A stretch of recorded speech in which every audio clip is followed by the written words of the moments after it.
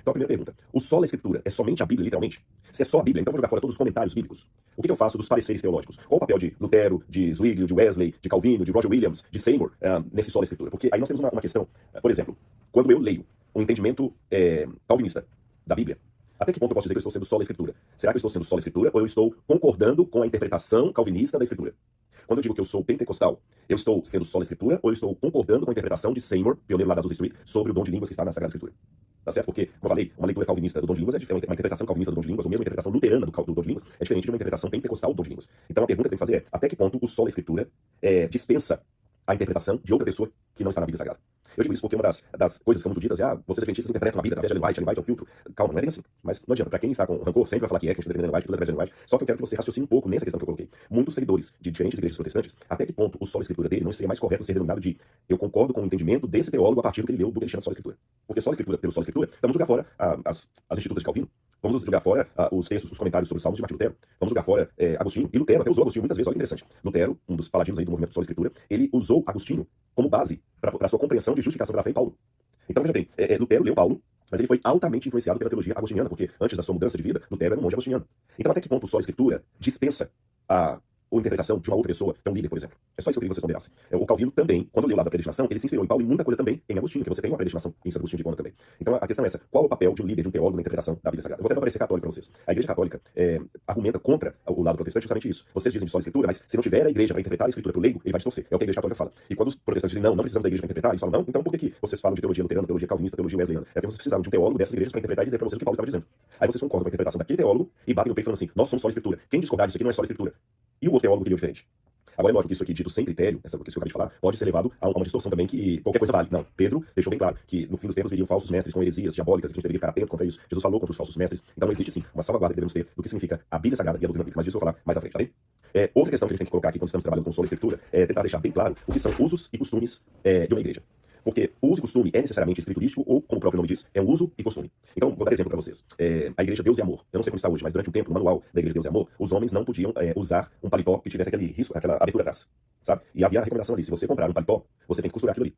E o homem só podia usar calça social, não podia usar jeans. Não só a Igreja de Deus e Amor, outras igrejas pentecostais também eram usos e costumes. Vamos pegar, por exemplo, e não estou aqui querendo que esses exemplos se tornem o tema do vídeo. Exemplos são exemplos, tá bem? Se você transformar um exemplo num tema, você perdeu a linha do raciocínio. O corte de cabelo. Algumas igrejas pentecostais, Assembleia de Deus, Deus e Amor, Congregação Cristã, que ainda entendem que biblicamente a mulher não deve cortar cabelo. Outras igrejas pentecostais já entendem que isso é um uso e costume, já não tem mais problema a mulher cortar o cabelo.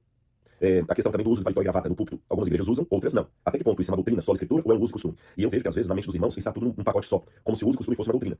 Então se o uso e costume muda de acordo com o tempo, é porque apostar toda a doutrina. Será? Eu sempre gosto de dar um exemplo dos usos e costumes apelando para a ideia de usar o princípio. Qual é o princípio bíblico que está envolvido? Eu tenho que olhar o princípio. O princípio não muda jamais. O princípio é, como a palavra de Deus, eterno e vale para todo mundo, em todo tempo, em todo lugar. A aplicação do princípio é que muda. Por exemplo, o que é um princípio? O respeito. E como é que eu aplico o respeito a diferentes situações? Bom, uma forma de aplicar o respeito numa sinagoga é colocando o chapéu ao entrar na sinagoga. O modo de demonstrar respeito numa igreja é tirando o chapéu ao entrar na igreja. Isso é uma questão, é a aplicação do princípio. São aplicações diferentes, mas o princípio é o mesmo. Então é bom no sola escritura separarmos o que é uso e costume, o que é aplicação, o que é princípio, o que é apenas adequação do princípio. Porque também, se eu não encontrar os princípios do sola escritura, eu vou ter um problema, sabe por quê? Mostra pra mim na Bíblia onde é proibido fumar maconha. Mostra pra mim na Bíblia onde é proibido usar drogas. Mostra pra mim na Bíblia onde é proibido masturbar-se. Masturbação. Não dá. Mostra pra mim na Bíblia onde é que é obrigado a pregar de paletó e gravata. Não está. Agora, por causa disso, eu vou defender o uso de maconha, eu vou defender o uso de drogas, de material ilícito, de drogas ilícitas. Não. Eu vou procurar no sola escritura qual é o princípio que me autoriza a dizer hoje, você não deve fumar maconha, mesmo que não tenha nenhum versículo na Bíblia falando explicitamente aquilo. Isso tudo está dentro do bojo do sola escritura. Vocês estão percebendo como é que eu estou desenvolvendo, destrinchando a expressão, que ela dita assim de maneira solta, sola escritura. O que é isso? Ela pode implicar em problemas que às vezes a gente não sabe nem como sair deles. Continuando. Como eu falei, o desenvolvimento ainda foi um pouquinho posterior de Lutero. Por quê? Porque o sola fide, na verdade, nem era sola escritura sozinho. No início começou com uma tríade, que também foi desenvolvida depois de Lutero, que é o sola escritura, sola gratia, sola fide. Só a escritura, só a graça, só a fé. Depois isso acabou adquirindo mais dois elementos, solos Christus e solo Deo Glória. Então seria só a escritura, só a graça, só a fé, só Cristo e glória somente a Deus. Mas esse desenvolvimento, essa sistematização do princípio foi sendo posterior a Lutero. Na verdade, o primeiro que usou a expressão sola, dos 5 solas que hoje marcam o protestantismo, foi Melanchthon, que era justamente o parceiro de Lutero ali, aquele que era menos passional e que segurava as rédeas do irascível Lutero. É muito interessante. O Melanchthon, ele não é tão falado, mas tem um papel fundamental na reforma. E ele foi o primeiro que falou do sola fide, só a fé. E mesmo assim, quando você vai lendo a história da reforma protestante, você vê que esse sola fide, só a fé, ele foi um princípio que foi muito debatido pelos protestantes. O que é o justificado somente pela fé? Porque havia ramos do protestantismo que entendiam que você era justificado apenas pela fé, outros entendiam que era pela fé, mais as obras. Essa polêmica foi tão grande que Lutero chegava a dizer que ele entregaria o gorro de doutor em teologia para quem conseguisse harmonizar Tiago e Paulo. Então alguns seguiam Tiago e diziam que as obras também fazem parte da salvação. Outros ficaram só com Paulo e diziam que era só fé. Eu vou entrar nisso daqui a pouquinho. Então, havia toda essa questão. Agora, foi um expoente chamado Martin Bucer que, pela primeira vez, colocou sola fide como uma das bases do cristianismo, ou melhor, do cristianismo no seu ramo protestante, tá bem? Agora, em 1916, olha bem, Lutero já havia morrido no século XVI, só em 1916, que um teólogo luterano alemão chamado Theodor Engelder publicou um artigo explicado, então intitulado Os Três Princípios da Reforma. Aí ele falou do sola escritura, sola gratia, sola fides. Então, só nessa época, em 1916, que esses três solas vieram incorporar o protestantismo. Então as pessoas pensam que lá em Lutero já viu sola gratia, sola fide, não, ou cinco solas. Não, só em 1916 é que esses princípios foram colocados para resumir o pensamento luterano e depois, mais tarde, um teólogo neortodoxo, que foi Emil Brunner, ampliou isso para todos os ramos do protestantismo. Então vou repetir para você para não ficar confuso. Lutero esboçou o conceito de sola escritura. O conceito. O Melanchthon esboçou o conceito de sola fide, só a fé. Mas apenas em 1916 que os três solas, sola escritura, sola gratia e sola fide, passaram a ser as bases oficiais do luteranismo. E só mais tarde que Emil Brunner, influenciado por Karl Barth, já em 1960, pegou esses três solas e aplicou a toda a reforma protestante em geral, tá bom?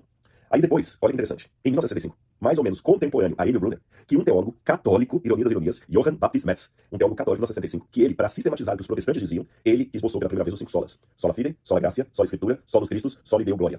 Esses cinco solas que hoje os protestantes falam, esse aqui é a base, é o pilar do protestantismo, quem sistematizou os cinco solas e aplicou a teologia protestante foi um teólogo católico Metz, que falou assim, vamos sistematizar o que os protestantes querem. Então, agradeço ao católico pelos cinco solas. Eu estou dizendo isso, tem muitas pessoas por apaixonarem mais pela ortodoxia e gostarem de bater no peito, sola escritura e chamar todo mundo de seita, eles esquecem que muita coisa que ele bateu no peito veio de um teólogo católico, né?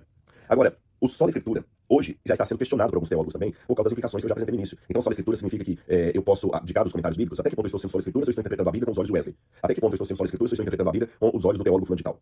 Até que ponto eu estou sendo sola escritura quando, na prática, eu incentivo solo escritura? Eu já coloquei a diferença de um para o outro para vocês. Então, alguns teólogos estão chamando a atenção para outros dois solas que são muito importantes dentro da teologia protestante. O prima escritura e o tota escritura. Na verdade, não são os solas, não, são duas expressões latinas. Então, tem o sola escritura, o prima escritura e o tota escritura. O que significa isso? Bom, sola escritura eu já falei. A Bíblia é a única regra de fé e prática. Com isso eu concordo plenamente. O prima escritura seria o seguinte: a partir do momento que há verdades que não estão na Bíblia, como eu falei assim, estou usando camiseta preta, se essas verdades não estão na Bíblia, eu posso aceitar elas como verdades. Porém, se houver qualquer divergência, a verdade primária tem que ser a bíblica. Tá certo? A verdade primária tem que ser a bíblica.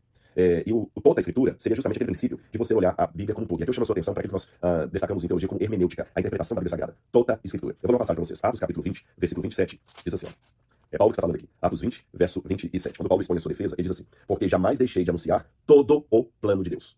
Essa expressão, todo o plano de Deus, planta, ela é importante porque Paulo está aqui colocando que a verdade cristã das Escrituras não é baseada num texto solto aqui, no outro texto sobre ali, você tem que olhar o conjunto da obra. E não somente isso aqui nós temos que olhar. Perdão, esse princípio de toda a Escritura, ele também será válido ao aplicarmos a qualquer autor que nós vamos estudar. Por exemplo, se eu pegar apenas uma frase de Lutero, eu vou falar algo que Lutero às vezes nunca quis dizer. Então você tem que pegar o conjunto do que Lutero ensinou. Eu vejo muitas pessoas hoje, principalmente nessa época do Twitter, é muito comum as pessoas ficarem citando aforismos. Nada contra os aforismos, eu também cito. Em livros meus você tem aforismos aqui, alguns são brilhantes. Mas para se aprofundar no pensamento daquele autor, você não pode ficar apenas no aforismo, no ditado.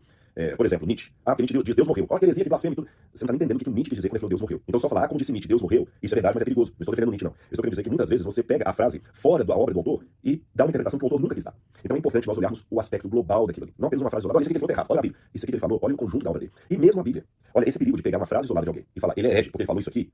Você joga fora água suja, bacia, criança junto. Não estou querendo defender tudo que é dito, mas assim, olhem o conjunto da obra. Às vezes, quando eu sou vítima disso, quase todo pregador, quase todo mundo é vítima disso. A pessoa vai lá, pega um recorte de sua frase, você tem um podcast de 4 horas, o sujeito vai lá e pega um recorte de sua fala e fala, olha o que ele ensina, você quer mentir, é heresia, não sei o quê. Não sou só eu, não estou sendo vitimista aqui, não. Várias pessoas que estão na internet estão assim, você pega um sermão de um sujeito, do púlpito de uma igreja, sei lá, na igreja, presbiteriana em tal lugar, aí o sujeito fala uma coisa e todo mundo é marretado, para não entrevista uma fala. Olhem o conjunto da obra. E se a pessoa falar aquilo ali, dê um voto de confiança. Se eu digo, por exemplo, eu não sou racista, e dou várias declarações que não sou racista, não sou racista, não sou racista, não sou racista. Aí um belo dia, eu viro e falo assim, gente, nossa, minha situação tá preta, né? Tá preta, tá terrível. Tá vendo lá, ele é racista. Por que, viu, o Rodrigo Silva falou que a situação tá preta, ele é racista, por que ele falou que a situação tá branca? Ou seja, o pessoal pega uma fala minha, a situação tá preta, e atribui a mim racismo, apenas de ilustração, quando eu tenho todo um discurso falando, eu não sou racista. Aí o outro sujeito, ao invés de admitir que ele tirou fora de contexto algo que eu falei, ele só repete uma, não, ele é racista assim porque ele falou que a coisa tá preta. Não adianta, todo mundo sabe que você é racista. Mas ele disse que não é racista, já deu essa declaração, não importa. Ele é racista e ponto final.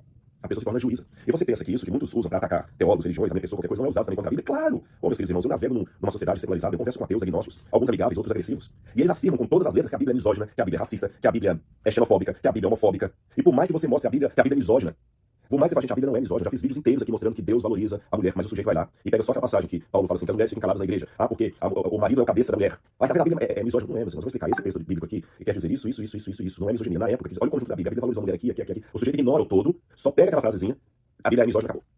Não tem o que falar. A Bíblia é racista. Não, a Bíblia não é racista. A Bíblia fala que Deus amou o mundo. Não, mas nesse ponto aqui Paulo falou dos servos que devem voltar para os seus senhores. A Bíblia é escravagista. Então, essa mesma atitude que eu estou aqui combatendo, a atitude de pegar parte pelo todo, é usada também contra a Bíblia. Então não use você contra mim aquilo que ateus usam contra a Bíblia que você tanto estima. É um exercício hermenêutico aqui.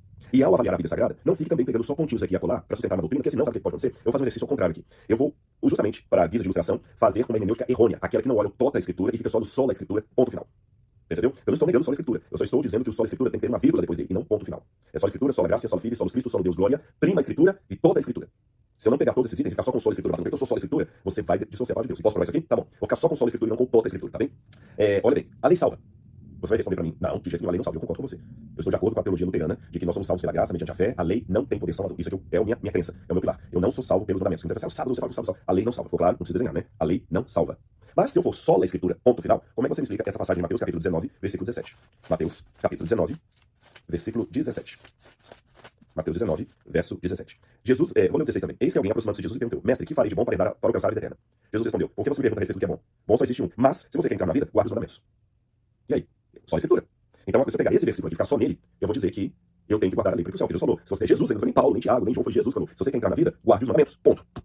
Viu como é perigoso pegar só um versículo, bater no peito e falar, eu sou só da escritura, porque aqui está escrito esse ponto final, você está errado. Então o legalismo está correto. Deus falou, eu quero entrar na vida e guardar os mandamentos. Está vendo a importância do toda a escritura e não apenas do sola escritura? Verso, texto fora de contexto, Bíblia texto. Agora vamos a outro exemplo que eu vou dar para vocês. Tiago e Paulo. Olha o que diz Romanos capítulo 3, versículo 20. Romanos 3, versículo 20. Romanos 3, versículo 20. Porque ninguém será justificado diante de Deus por obras da lei, pois pela lei vem o pleno conhecimento do pecado. Ninguém é justificado diante de Deus pelas obras da lei. Mas quando eu vou a Tiago capítulo 2, verso 24, Tiago 2, 24, aqui diz assim, olha, assim vocês percebem que uma pessoa é justificada pelas obras e não somente pela fé. Quem está certo? É Tiago que fala que a pessoa é justificada pelas obras e não apenas pela fé, ou Paulo que fala que nós somos justificados apenas pela fé? Como harmonizar isso aqui? Então, eu não estou aqui criando minhocas na sua cabeça, mas eu estou dando exemplos de como a gente às vezes também distorce a Bíblia e joga na cara do outro. Isso aqui não é Bíblia, ele é herege, mostra que é herege. Quem falou isso aqui? Aí eu vejo muito isso na internet. A pobre coitada da Ellen White, não estou advogado de defesa dela, mas o pessoal fala assim, vou provar que a Ellen White é herege. Aí pega uma frase dela e fala assim, Ellen White falou isso aqui. Agora o que a Bíblia fala que é herege. Aí outra gente fica ligado, para filosofia, somente porque você é essa mulher, ela é herege mesmo. Espera. Olha o todo da obra dela. Exemplos, eu já dei um vídeo aqui, mas é interessante que ninguém olhou o vídeo que eu fiz, né? Eles só querem pegar os recortes. Eu mostrei que a Ellen White falando várias vezes, eu não mostrei todos os textos dela, mostrei alguns, onde ela fala, a Bíblia é a única regra de fé e prática. Aí vem o sujeito e fala, não, Ellen White se colocou em pé de igualdade com a Bíblia, os adventistas usam Ellen White. Ah, é verdade, que eu conheci um adventista que só fala de Ellen White, não fala da Bíblia, mas sendo que a própria Ellen White desenhou várias vezes que a única regra de fé e prática é a Bíblia. Lembra aquele negócio que eu falei? Não, você é racista. Eu só falei que é coisa preta, mas e tudo que eu falei a favor do jeito, não quer saber. Você falou que é coisa preta, você é racista. Não quer saber. Se a Ellen White falou que ela quer ser uma visão de Deus, ela é Bíblia. A Ellen White fala uma coisa, a Bíblia fala outra. Então a Ellen White é herege. Tá, então como é que eu faço se eu pegar só passagem com passagem assim? Paulo falou que nós somos salvos apenas pela fé, mas Tiago fala que nós somos salvos justificados pela fé e obras. Qual dos dois é o herege aqui? Aliás, isso é tão complicado que o próprio Lutero chegou a chamar a epístola de Tiago de epístola de palha. Foi goela abaixo de Lutero que Tiago entrou no cânon das escrituras pela via protestante, porque por Lutero saía fora. Epístola de palha. Herege, então Tiago é herege. Então essa hermenêutica de pegar uma frasezinha bíblica aqui, uma frasezinha de alguém aqui, e com base nisso você já taxar alguém de ortodoxo ou herético, é muito perigoso. Vou dar mais um exemplo para vocês. A gente pode comer de tudo? O que diz Mateus, Jesus, vou começar com Jesus, Mateus capítulo 15, versículo 11. Olha o que Jesus disse aqui. Mateus 15, verso 11. Escutem e entendam. O que contamina a pessoa não é o que entra pela boca, mas o que sai da boca. Isso sim contamina a pessoa. Tá vendo aqui, olha? O que contamina a pessoa, que entra, o que sai da boca, não é o que contamina. Eu posso comer de tudo. É bobagem, agora não comer isso, não posso comer de tudo. Esse negócio de não poder comer certas coisas, mas no Antigo Testamento, eu posso comer de tudo. Posso comer de tudo? Então, se eu posso comer de tudo, como é que você me explica quando eu vou a Atos capítulo 15, versículo 29, que a decisão da igreja cristã primitiva sobre o Espírito Santo foi o seguinte. Vou ler aqui, ó. Pois pareceu bem ao Espírito Santo e a nós, ou seja, os apóstolos não falavam aqui em seu nome, pareceu bem ao Espírito Santo e a nós, não impor a vocês maior encargo além dessas coisas essenciais, que vocês se abstenham das coisas sacrificadas aos ídolos, bem como do sangue de carne de animais focados e da imoralidade sexual. E evitem essas coisas, e se evitarem essas coisas, farão bem, passem bem. Ou seja, assunto encerrado. Peraí, mas se o que entra pela boca não contamina o homem, qual o problema de comer uma carne sacrificada a ídolo? Se o que entra pela boca não contamina o homem, qual o problema de comer sangue de animais sufocados? O que entra pela boca não contamina o homem? E se quem insiste em não comer é um herege, como é que eu faço com essa outra passagem aqui de Romanos capítulo 14, versículo 6, que Paulo diz assim: quem pensa que certos dias são mais importantes, faz isso para o Senhor. Então aí, olha, se eu guardo o sábado, eu faço para o Senhor. Quem come de tudo, faz isso para o Senhor, porque dá graças a Deus. E quem não come de tudo, é para o Senhor que não come, e dá graças a Deus. Ou seja, então, se eu não como certas coisas, também como para o Senhor, então eu não sou herege por não comer. Se eu guardo o sábado, o Paulo não sou herege, ele diz que quem guarda, faz diferença dos dias, o faz para o Senhor. Quem pensa que os dias são iguais, faz isso para o Senhor. Quem come tudo isso, e quem não come de tudo, é para o Senhor que não come. E aí? Eu não estou explicando esses textos aqui, eu não estou fazendo hermenêutica deles. Lembra que o meu exercício para vocês aqui era mostrar como é que é perigoso pegar versos soltos, seja da Bíblia ou de um teólogo, e com base numa contraposição de um com o outro, chamar alguém de herege ou de ortodoxo apenas por uma fala isolada, ou, segundo ponto, como é perigoso sustentar, toda uma doutrina apenas em versículos soltos da Bíblia. Eu tenho que examinar a Bíblia num conjunto, num todo, tá certo? Então isso é muito importante para nosso entendimento da Sagrada Escritura, da Bíblia Sagrada. Nós não podemos, o que a gente não pode é dizer assim, a Bíblia é inspirada por Deus e além dela eu posso ter essa outra coisa aqui para interpretar. Isso eu não posso. Ou basear toda uma doutrina num único versículo da Bíblia. Então, esse é o sentido de sola Escritura. E aqui estão alguns elementos práticos que eu usei a guisa de ilustração de como você deve interpretar corretamente o sola Escritura. E é com esse princípio hermenêutico de sola Escritura e toda Escritura e prima Escritura que eu uso, por exemplo, os comentários do curso A Bíblia Comentada com o Rodrigo Silva, que agora é a plataforma Bíblia Comentada. Que, aliás, você é muito bem-vindo se quiser estudar a Bíblia comigo ali. Nós temos mais de 40 alunos. Se alguém está assistindo esse vídeo é aluno do Bíblia Comentada, você pode até dar o seu testemunho aí. Nos vídeos lá, nós usamos outra fonte de autoridade doutrinária, que não a Bíblia. Ali nós ficamos fazendo a Bíblia em pé de igualdade com outros livros, ou é só a Escritura, é toda a Escritura, e usar apenas o contexto para iluminar a Bíblia Sagrada e não para ser um intérprete dela, uma palavra final sobre ela, ou um conselho de uma igreja, uma palavra de alguém, tá certo? Então, eu convido você a estudar a Bíblia comigo, acompanhar ali o curso A Bíblia Comentada e a plataforma Bíblia Comentada. E se você já é aluno, deixa o seu depoimento aqui, deixa o seu testemunho, ele vai ajudar você a entender o que é passado ali, se é realmente algo que a gente procura estudar a Bíblia, ou apenas uma heresia para ludibriar as pessoas. Que Deus abençoe sua vida, viva por esse livro, aqui é a palavra de Deus, é a mensagem de vida e de esperança que nos faz sobreviver a esse mundo de tanto caos, de tanta discórdia, de tantas vozes. Um grande abraço, que a graça e a paz de Jesus esteja em seu coração. Tchau, tchau.